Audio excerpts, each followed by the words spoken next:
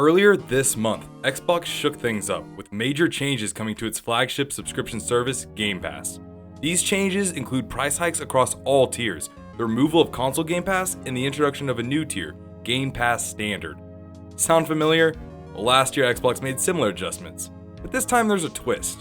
The FTC is involved. As you might know, the FTC is currently appealing the Xbox Activision deal, which gave Xbox access to multitudes of legendary IPs, most notably Call of Duty.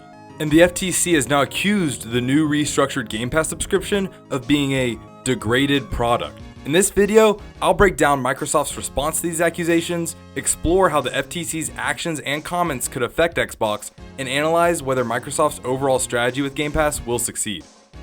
Let's start with what Xbox has actually changed.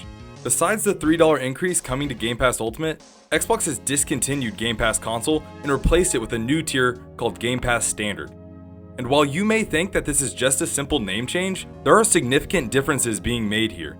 Game Pass Standard is $4 more and will include Xbox Live, but it will not get the full catalog of games that console Game Pass and Game Pass Ultimate have access to.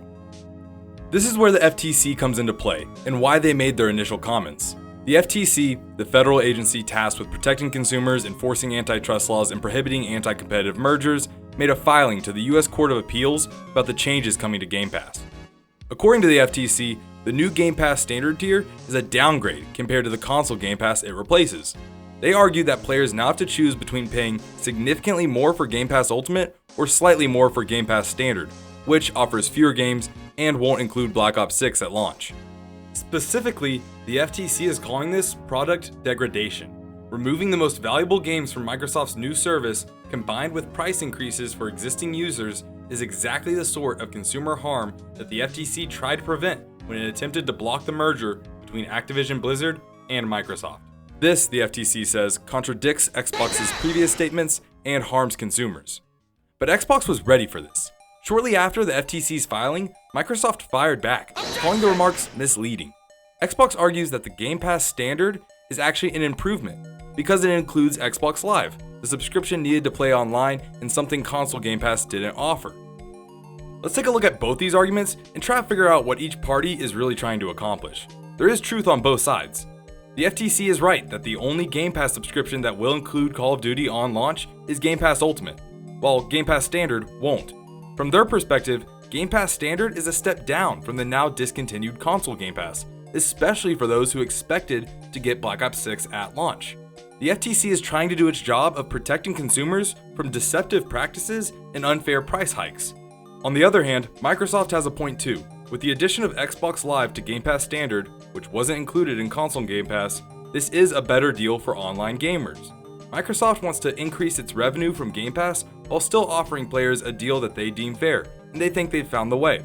When speaking on Xbox Game Pass Standard, Microsoft stated it is wrong to call this a degraded version of the discontinued Game Pass for console.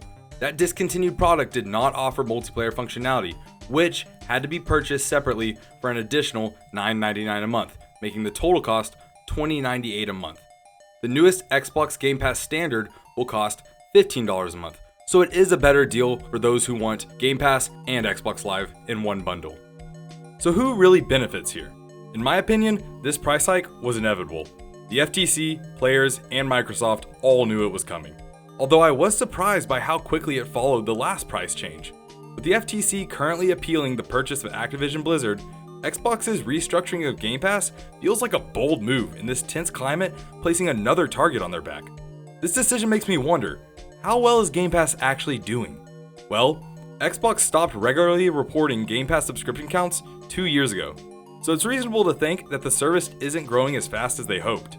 Analysts suggest that to increase revenue for a subscription-based service like Game Pass, Xbox will either need to boost the volume of players or increase the yield per player.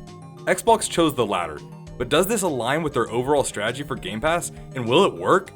At the beginning of this year, Xbox finally gave some insight into Game Pass subscriptions, stating that 34 million people have Game Pass subscriptions. Microsoft's goal is 100 million subscribers by 2030, which I just don't see happening as long as this price continues to increase. Sure, great games could be added to increase the profitability and success of Game Pass, but in its current state, I cannot imagine 190+% growth in 6 years. as Microsoft hopes for. I want to state that I'm a big proponent of Game Pass. I've paid for it for almost 5 years and I will continue to. Yes, the raising in price bothers me, but for the amount of content on Game Pass that I regularly enjoy, I consider it worth it.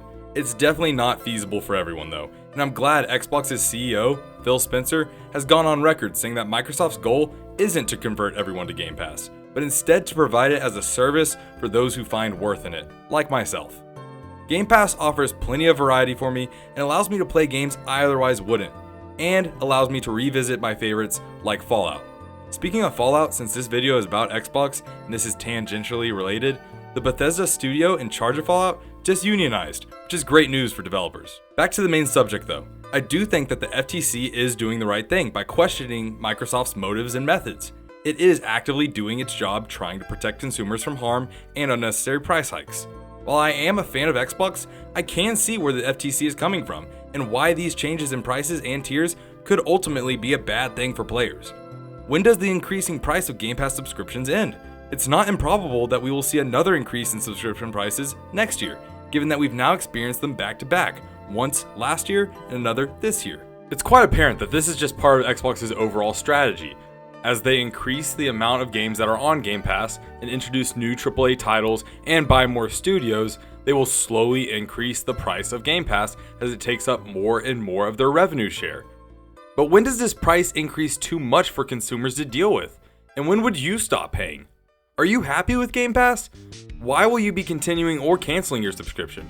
And what are your thoughts on the future of Xbox's subscription model? I'd be very interested to hear y'all's thoughts. If you do have Game Pass, check out my favorite game on there, Izonzo, which I covered in my last video. Check it out. I'd like to take a quick break and mention that the majority of people who watch my videos aren't subscribed. So if you are watching, consider subscribing. It really means a lot, especially for a smaller channel like mine. That being said, don't forget to like, comment, and subscribe. I appreciate you watching, and I'll see you next time.